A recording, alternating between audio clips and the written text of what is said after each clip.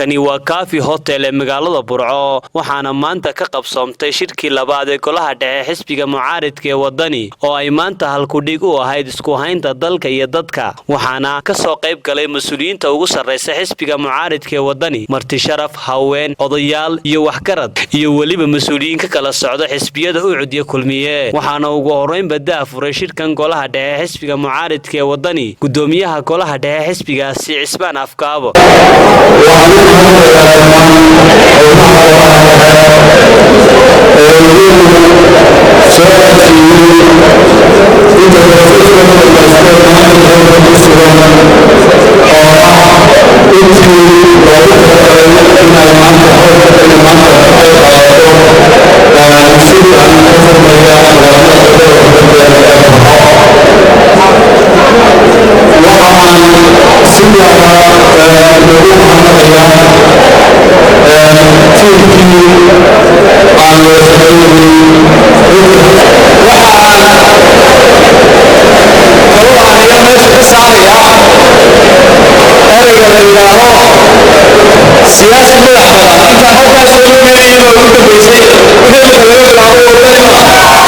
علي خليف كلايد iyo sidoo kale mas'uuliyiin kala duwan oo ka tirsan xisbiga mucaaradka ee wadani oo iyaguna ka hadlay shirkaasi ayaa ku dheeraaday xaaladda uu dalku marayo waxaan qabaa shirarkaas hadii la qabto oo lagu guuleysto inay wax weyn ka tari doonto Soomaaliland koritaankeeda iyo midnimadeeda iyo horumarkeedaba reer Burco arinta idinka la idinka fadhiya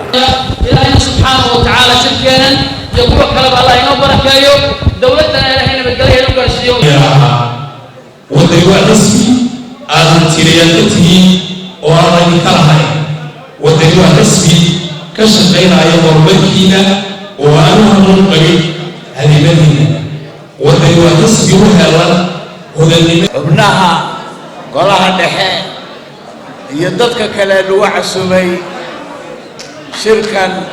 aad iyo aad baan imaanshahooda iyo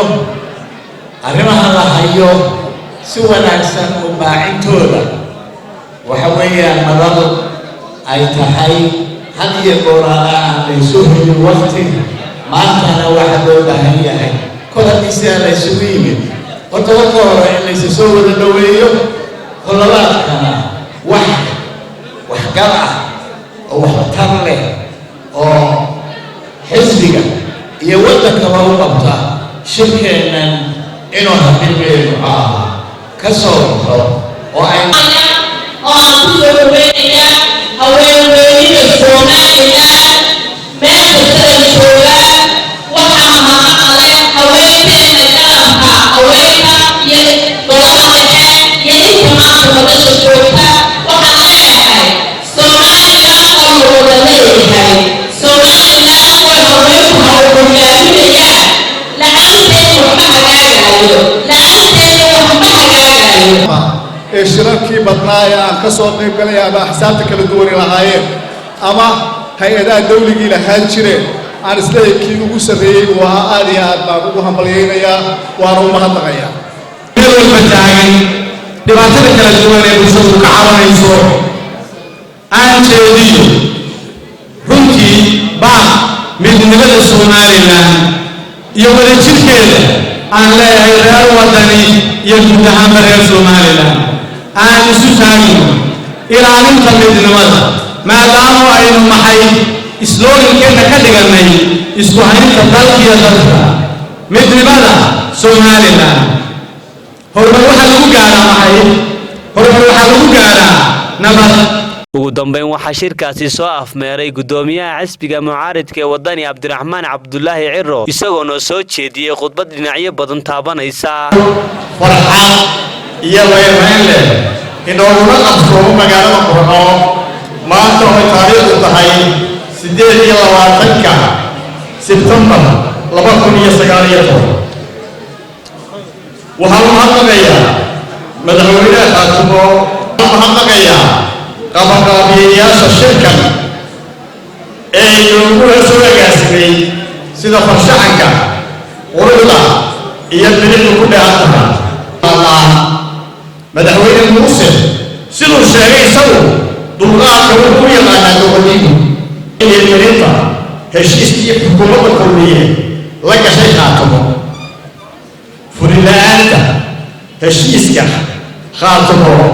waa khaatimo ha iska tagto si daawad loogu helo tabashooyinka iyo isbeelitan la'aanta waacaha qaranka loona abuuro shacbi gacmaha isu haysta qarannimo iyo dowladnimo loo siman yahay oo wada ilaashada waxa waajib ah in wax laga bedelo dastuurka ayaan le Cabdullaahi Jaamac warbaahinta caalamiga ee SBC magaalada Burco.